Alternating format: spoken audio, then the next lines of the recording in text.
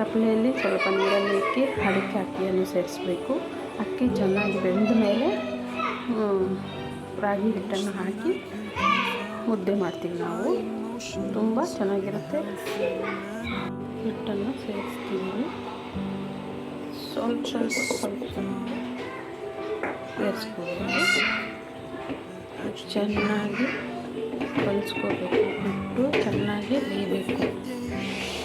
ಈ ಥರ ಮುದ್ದೆಯನ್ನು ಮಾಡ್ತೀವಿ ನಾವು ನಮ್ಮ ಕಡೆ ಬಾಗೇಪಲ್ಲಿ. ಇದನ್ನು ಸೇರಿಸ್ಕೊತ ಕಲಿಸ್ತಾ ಇರಬೇಕು. ಬೇಕಂದರೆ ನೀವು ತುಪ್ಪ ಸೇರಿಸ್ಕೋಬೋದು, ಮಕ್ಕಳಿಗೆ ಒಳ್ಳೆಯದು. ಜಾಸ್ತಿ ಇಲ್ಲ, ಸ್ವಲ್ಪ ಸೇರಿಸ್ಕೊಂಡ ಮೇಲೆ ಮತ್ತೆ ಸ್ವಲ್ಪ ಚೆನ್ನಾಗಿ ತೀಡ್ಕೋಬೇಕು ಫ್ರೆಂಡ್ಸ್. ಚೆನ್ನಾಗಿ ತೀಡ್ಕೊಂಬಿಡು. ಹೀಗೆ ಚೆನ್ನಾಗಿ ತಿರುಗಿಕೊಂಡು ಆದಮೇಲೆ ಮುದ್ದೆ ಸ್ವಲ್ಪ ಬೇಯಕ್ಕಿಡಬೇಕು. ನೋಡಿ ಫ್ರೆಂಡ್ಸ್, ಈ ಥರ ಮುದ್ದೆ ರೆಡಿ ಆಗೈತೆ. ಇವಾಗ ಮುದ್ದೆಯನ್ನು ಮಾಡ್ತಾಯಿದ್ದೀವಿ.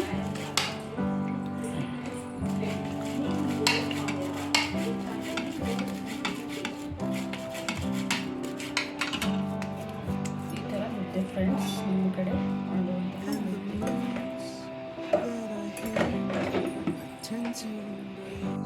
ನೋಡಿ ಫ್ರೆಂಡ್ಸ್, ಮುದ್ದೆ ರೆಡಿಯಾಗಿದೆ. ತಿನ್ನೋಣ ಬನ್ನಿ.